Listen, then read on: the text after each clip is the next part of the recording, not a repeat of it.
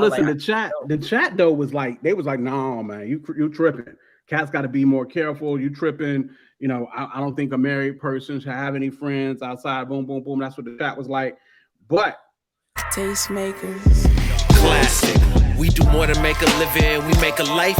When everything is dark, we are the light. We are the tastemakers, alright. Let tomorrow tell the stories that we make tonight. We do more than make a living. Why do you have blue frames? Friends. Well, your life sucks. I'm so sorry. I'm so sorry you don't have any female friends. That is crazy. I'm a woman. I don't have any male friends. I only have female friends. The only male friend I have is my husband. Dang, you don't have a brother? You don't have any spiritual brothers? Man, that's crazy. And now look, if you need that because you're so horny and your penis is so wild that at the very mention of another woman or close proximity with her, your peen's like, maybe you need to go to therapy. But I have god sisters that have literally spent the night at our house with my wife here. I'm not attracted to them. They're my sisters, and ew. Let's stop acting like every man and woman in a room is now just a penis and a vagina, and there's no way they won't come together. If you are dating somebody, establish the type of boundaries that honor both God and the person you are dating. And if the person has a discomfort with something you are doing, before you get defensive, become curious as to why it pissed you off. I'm a married man. I don't have any female friends. Listen, so your life sucks. I'm so sorry. I'm so sorry. You don't have any female friends. It wasn't supposed to repeat by itself. I don't have any male friends. I thought I had it. Can y'all hear it? Male friend I have is my Yes. husband. Dang. Dang. Yes, we can. You don't have any spiritual brothers. Like Obama's slogan. And now look, if you need that because you're so horny and your penis is so wild, you should have to close it out. at the very mention of another woman. See, it was supposed to, you know how Instagram's supposed to stop by itself? Yes, you gotta stop Maybe it. you need to go to therapy. Yeah, I'm like, why does I have to actually stop this? But I have guys sisters that have literally spent the night. I'm trying. With my wife here. I'm attracted to them. They're my sisters. Well, while Cole figures out why that is, I actually agree with him. I actually agree with he's not yellow glasses no more. I think that's probably why he blue got glasses on there with the blue hat. So, but no, Man, before you got a color in, of glasses for every outfit, man. So listen, the chat though was like, they was like, no, man, you tripping. Cats got to be more careful. You tripping.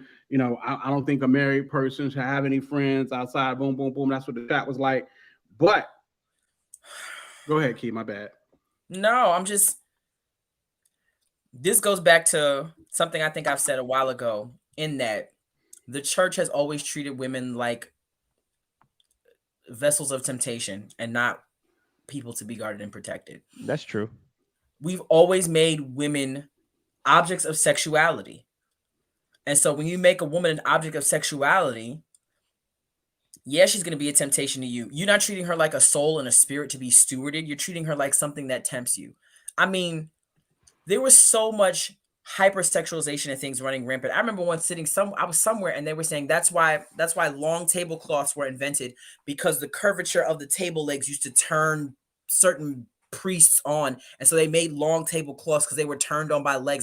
That's essentially where the holiness culture came from, why people had to wear skirts all the way down their ankles and button up all the way to the neck, because clavicles were enticing and ankles were enticing and forearms were enticing. It's like, nigga, you got demons, okay? It's called lust, and it's apparently a legion of them niggas living in you. Go get delivered first. You can absolutely can have friends of the opposite sex. Like, why are they? For me, it's like, y'all don't view women as sisters. I was just talking about this with some of my friends at church, and I was saying, I treat every brother at my church like they're a brother, unless God says otherwise. No one. You're an attractive brother, but you're not a brother that I'm attracted to. You are an attractive man, but you're not. I don't look at you and think that's a potential husband. That's my brother who happens to be good looking. And I keep you in that space because I need to honor you as a person. You're not just somebody who could be my bae. You're not just a husband. And I hope you don't look at me as somebody who's just physically pleasing to you. But that's been such an issue in church for a long, long time. Like I used to go to a church in Philly, and the sanctification of the men was hinged on the hemlines of the women. And I was like, how irresponsible is it that y'all can't control y'all selves, and we got to help y'all? I see. All of a sudden, you ain't calling no names at the church in Philly. All of a sudden, yeah, because they still exist. But like, it's a very popular, well-known church. I kind of want to call names, but anyway, go ahead. I don't know if it's that way now. I don't know. I'm sure it's not. But it was definitely that way like, one time it was seen. The sanctification of a person is hinged on another person. The Bible says, "Work out your own soul salvation with fear and trembling." That means all of the lust that you are working with, you working that through with the Holy Spirit, not putting that on the responsibility of another person. Put parameters on it. Now, if you can't have friends of the opposite sex, say that. But to make that a blanket statement to say, as a married person, you should not. I think that's stupid. Because I need my brothers to tell me when I'm tripping with. If I were to have a husband and I was tripping and my husband's talking to me and I don't see my husband, I need my brothers to be like, no, sis, as a man, you tripping. And I need brothers to be able to tell me that, not his friends. I need my brothers to tell me that I'm tripping. The same way, if I had a husband and he was tripping on me, and I'm trying to tell him and his sisters need to come alongside. Sisters in the faith need to be like, no, sir, because as the weaker vessel, here's how you got to treat her. You absolutely, it's community. Gross? Yeah, if you know me, you know I'm always an advocate for friends of the opposite sex. I think it's healthy, and I think it lets you see things. What's a funny quote? No. You're actually speaking to. Go for it. Yeah, I've always been an advocate for this. I've always been an advocate of friends from the opposite sex. 100%. I advocate for. What? Go ahead. Yeah. Why you sound like a pimp though? Because that's how he sounded to me when he said it. Nah. So, like right now, I got female friends who are gonna be my female friends even when I get married. Like that's just because they've been there and they're gonna be there. And they give me perspective. They help me out. They give me women's perspective on why she's upset because I did this, or when I didn't do this, this is why she feels that way. So I think it's a complementarian thing more so than I can't do it because I have lust. So I hate that I agree with Tim, but I do in this respect because he's right. Like we can coexist, and you have your anatomy, I got my anatomy, and I don't like you. And like there are women who are beautiful. Hate for Tim Ross. Yeah, I do. And there are people that are beautiful who I just am not attracted to. Right. And then there's that's part of life. Like just because you're attractive don't mean that you're attractive to me. So I can honestly say that's a true statement coming from Goss. Mm-hmm. Goss be around some pretty nice looking chicks and he don't be pressed. Yeah. Be trying to go at them. And then on the flip side of that, I want her to have male friends. Mm-hmm. And then, but this could be a little arrogant in me. But I do be like, yo, like, ain't no way you're gonna take my girl from me. Like, if you could take my girl from me, I'm gonna drive you on y'all's first date. Like, that's just how confident I am in me, right? We like you guys. Yeah, so like I'm not worried about my wife cheating on me because we have a lot of male or because she has a lot of male friends. Mm-hmm. Like that just shows that I'm not doing something if she feels the need that she wants to cheat on me for whatever reason. That's another conversation though. But yeah, I think it's healthy. I think we should do it. Yeah. I think there's definitely proper boundaries to put around it.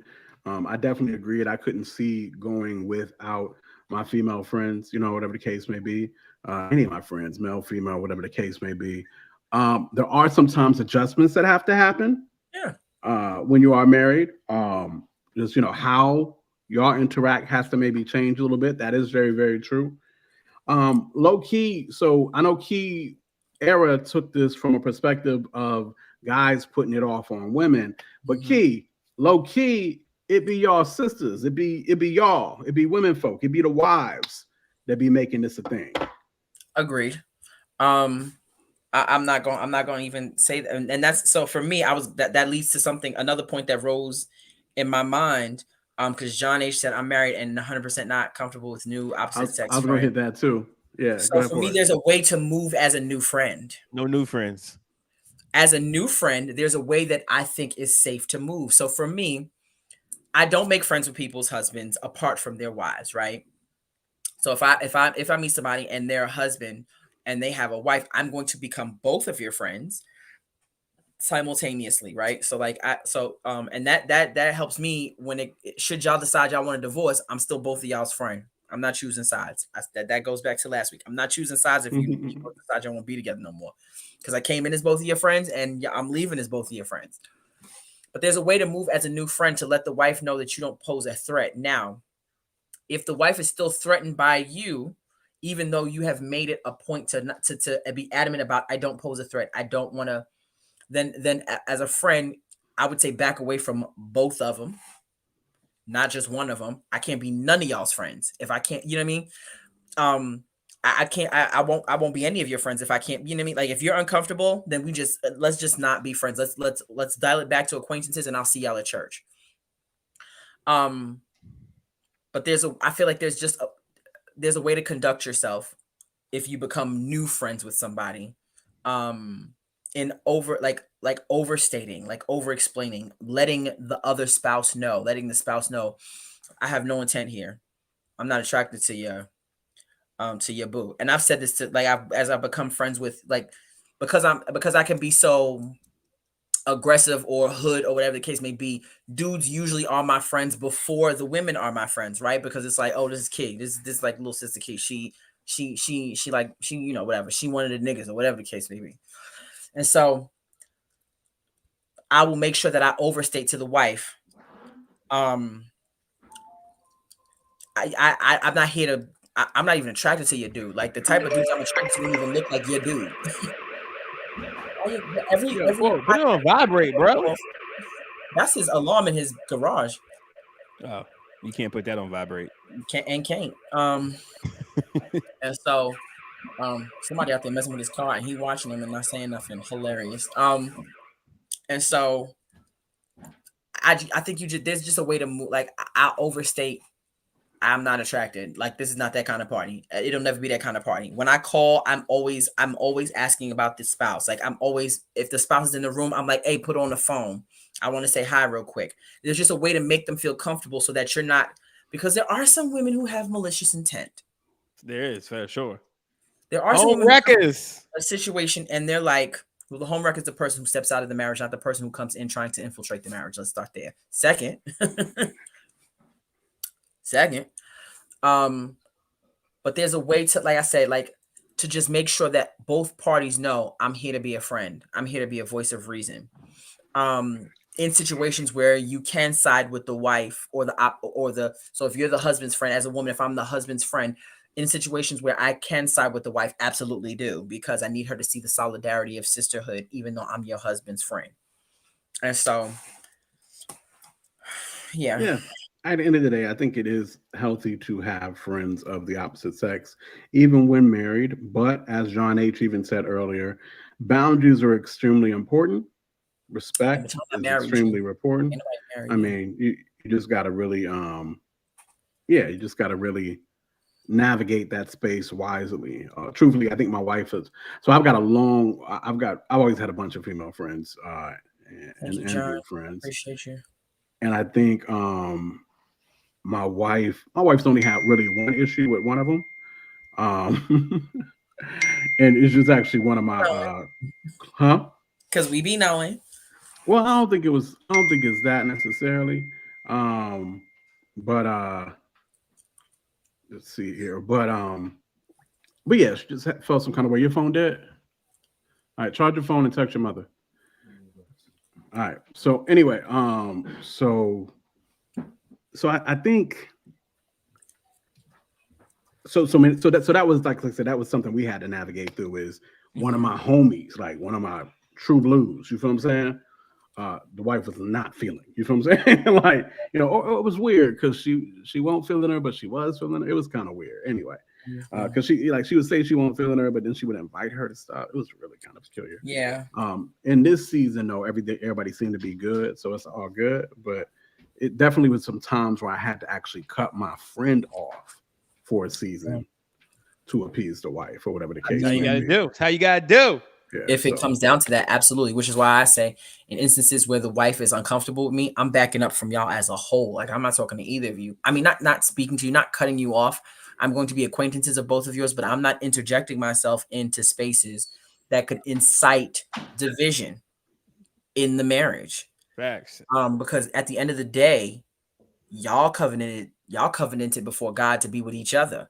I'm not going to come in the middle of that. I don't want to be on the business end of God hammering somebody for dishonoring a covenant. Nah, I get enough trouble all by myself without that. You know what I mean? Like, so I wouldn't, you know what I mean? Like, if she's uncomfortable, then I'm gonna back up. I have a brother whose fiance was uncomfortable with me, and I had to back up off my brother, even though he was my brother. I could leave him alone with my kids and go to sleep and know that nothing would hate. He would die for my children. But when his fiance became uncomfortable with me, I had to slide back from both of them as a whole, because y'all about to get married. You're not going to go into marriage with me hanging over your head. So when y'all can be cool with me, then I will come back to y'all. But I'm not about to get in the middle of this. Even though he was my brother first, he's about to be your husband. And that trumps that. You know what I mean? She trumps me. And so that's what I'm saying. There's a way to move as a friend that doesn't make anybody uncomfortable in the onset. It's a whole nother show right here, Judon. That'd be real fun to get into. I just don't think tonight's the night because it is getting late. He said, I have a friend in the church that I'm actually attracted to, and she's attracted to me, but we know that we aren't who God chose for us. We remain friends, and it's cool. That's mature. I would not have had that maturity at one. You attracted to? I wouldn't have had that maturity at one point in my life. Anytime in my 20s, I would have not had that maturity. So shouts out to you, Judan, on that one. But listen, that's what it is. Judan says she crazy. John H follow it. That means she crazy. So this is the thing, guys. This is because John H knew what Judan was gonna say. So she must be, so this is y'all attracted, but you like, good and well, God don't want that for you.